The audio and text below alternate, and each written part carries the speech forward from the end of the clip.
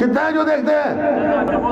شہریار رضا عابدی کو کتنے دیکھنے والے یہاں پہ ہیں یوٹیوب پہ؟ تو جو رضا عابدی کیا کہا کرتا کیا ہے؟ سب سے زیادہ جواز نقوی کی مخالفت کرتا ہے پاکستان میں، جس نے کچھ کام کیا ہے بیچارے نے، اس غریب نے کچھ کام کیا ہے وہاں پاکستان میں، وہ اس کو اچھا نہیں لگتا، اس کی مخالفت کرتا۔ اس کے بعد جو کچھ بھی بیان کرتا ہے وہ سب مقدسات اہل سنت کی توہین کرتا اور کہتا ہے صاحب یہ تو کتابوں میں لکھا ہے۔ وہ لکھا ہے کتابوں میں یار، سارا کچھ لکھا ہے ہمیں پتا ہے، تو یہ کتابوں میں لکھا ہے تو ان کو پڑھنے دو نا، تمہیں کس نے ٹھیکہ دیا؟ معلوم ہے تیرے پیچھے کوئی شیطان ہے جو تجھے بہکا رہا۔ ایک صلوات پڑھے محمد و آل محمد۔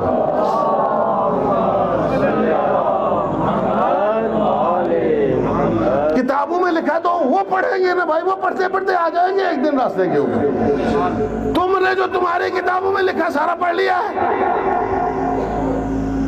جو تمہاری کتابوں میں لکھا تم نے سارا پڑھ لیا ہے؟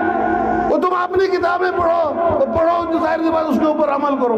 تم نے کسی کا ٹھیکہ نہیں، عزیزان کرام، اس نے ٹھیکہ لیا ہوا ہے، برطانیہ کی حکومت نے اس کو ٹھیکہ دیا، اس کو ایک ایک کلم کا پیسہ ملتا ہے، وہ بکا ہوا ہے، گمراہ کرتا ہے۔ توجہ کیا آپ نے؟ لہذا بچنا، اور بھی بہت سارے ہیں اس طرح کے لوگ، لیکن اس زمانے میں سب سے زیادہ خطرناک ہوا ہے۔ اگر دوسرا رشدی کہیں تو بھائی نہیں، غلط نہیں ہے، وہ اہل بیت علیہ السلام کی محبت کا باعث نہیں بنتا ہے، توہین کا باعث بنتا ہے، نفرت کا باعث بنتا ہے، اہل بیت سے لوگوں کی دوری کا باعث بنتا ہے۔ توجہ آپ ذات شیعوں کے سلسلے میں لوگوں کے دلوں میں نفرت پیدا ہوتی ہے، اور اس کے استعماری آقا یہی چاہتے ہیں۔ یہ پاکستان میں کچھ تو کچھ کیوں ہوتا ہے؟ یہ اسی لیے ہوتا ہے، یہ اسی لیے ہوتا ہے۔ توجہ کہ آپ نے کہ صاحب یہ اس طرح کی باتیں کرتے ہیں جس کے نتیجے میں ظاہر سی بات ہے یہ ہوتا ہے، حالانکہ ایسا نہیں ہونا چاہیے۔ توجہ کہ آپ اس کے ٹھیکیدار نہیں ہو۔ آج اس بحث کا کوئی فائدہ نہیں۔ آج جو چیز ہے وہ منظر عام پر لانے کی جو چیز ہے، اور اس کو ساری دنیا مانتی ہے، وہ کیا ہے؟ وہ ہے اہل بیت علیہ السلام کی مرجعیت علمی۔ سمجھ میں آیا؟ خلیفہ اس وقت کون بنا کون نہیں بنا اس کو چھوڑ دو، تاریخ کے حوالے کرو، لیکن علی اس وقت بھی عالم تھے، علی آج بھی عالم ہیں، تھے یا نہیں تھے؟ علی اس وقت بھی عالم تھے، سب سے زیادہ عالم علی تھے۔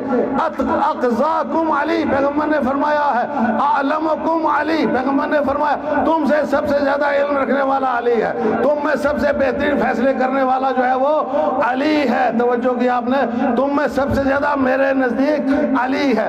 علی منی وانا منہ، میں علی سے ہوں، علی مجھ سے ہے۔